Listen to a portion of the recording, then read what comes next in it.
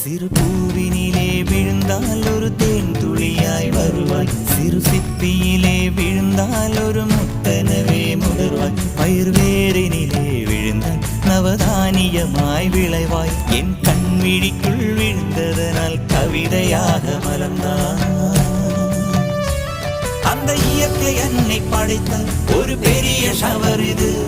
அட இந்த வயது கழிந்த பிறகெங்கு நனைவது, இவள் கண்ணி என்பது இந்த மழை கண்டறிந்து சொல்லியது. சக்கரவாகமோ மழையை அருந்துமா, நான் சக்கரவாக பறவை